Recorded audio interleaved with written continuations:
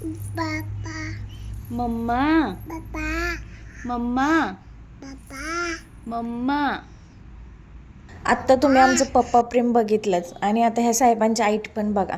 सकाळी तयार होऊन असे जसे काय स्कूलला जातात, जसे काय आता स्कूलला जाऊन आमच्यावरती खूप मोठे उपकार करतात. आणि त्याच्यावरून त्याचे हे पप्पा एवढं त्याच्या पुढं करणार ना की बस त्याने काहीच केलं नाही पाहिजे हाताने. अगदी दूधसुद्धा त्याला हाताने पाजणार. असो आम्ही ऊन पडलं की मुलांना घेऊन जरा बाहेर बसलं ना की मस्त वाटतं. उन्हात खूप थंडी वाढली आणि ही चिकूची दुसरी बहीण, हिला पण चिकूसारखीच तोंडात अंगठा घालायची सवय. मस्त खातात पण बाहेर बसलं की.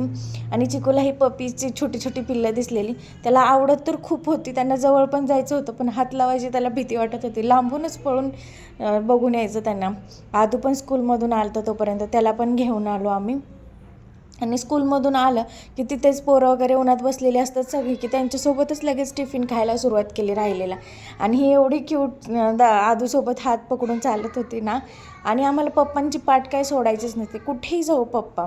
आज उपवास होता, गुरुवार होता म्हणून प्रसादाला काहीतरी गोड म्हणून गाजराचा हलवा बनवलेला मी. आणि पार्कमध्ये गेलो संध्याकाळी. आणि आता चिकूला एवढं समजते ना, तो पण भांडणं करायला लागला आहे लहान मुलांसोबत आता. एवढी लहान मुलं झाल्यात ना, कुणाचं काय चालू असतं काही नाही, काही कळत नाही. पण चिकूला मात्र दादा जे करेल ना तेच करायचं असतं, दादाच्याच मागे पळायचं असतं. भले ते आम्हाला जमत नसेल तरी पण तेच करायचं असतं आम्हाला. एवढं मस्त वातावरण होतं ना संध्याकाळचं. संध्याकाळी पूजा वगैरे केली, आरती केली, प्रसाद वगैरे केला आणि संध्याकाळी मस्त जेवण केलं आणि असं छान संपवलं आमचा दिवस.